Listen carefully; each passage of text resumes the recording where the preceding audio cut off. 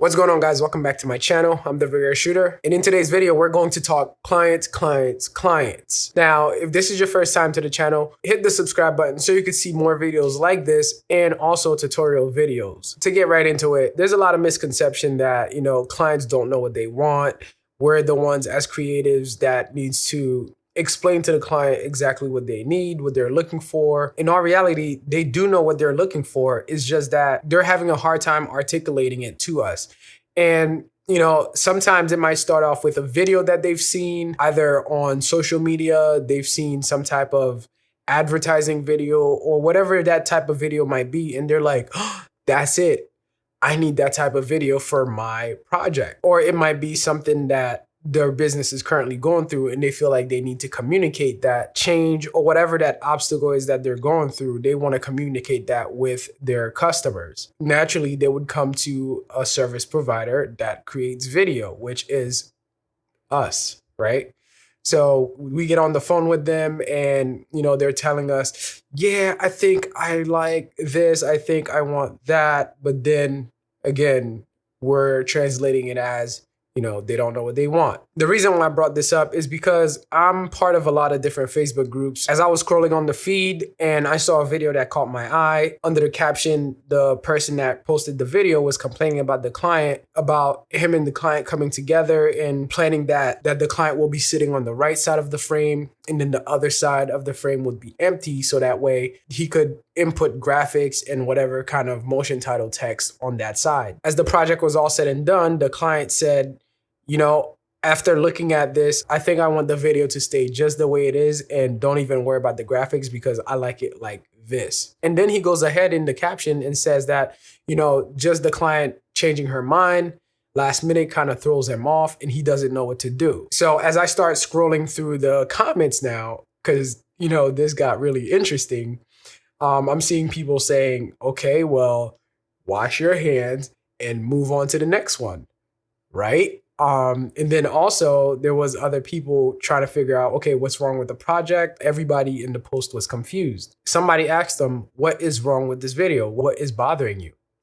And his reply was, hold on. No, it really bothers me that I have something that I can't really use for my reel because of a client changing her mind. For my purposes, it's unusable. After I read that, that kind of ticked me off a little bit because I'm like, for your purpose, for your reel, what is this about? Like, is it not about the client or is it all about you? Did you create this work for you or did you create it for the client? Like at the end of the day, the client has all the right in the world to dictate the outcome of the project. If they want it this way, they're going to have it that way. Don't attach yourself to the work because at the end of the day, it's a collaborative effort between you and the client. So I got on the comments and said, in this business, it's not about you and your reel, right? The client is priority. Honestly, you can still use it for your reel by adding text or graphics as intended that promotes your work or just creating assets that goes with the project to make it fitting. Just because the client doesn't want it doesn't mean that you can't do whatever you want for your own copy. Switch your lens to the situation.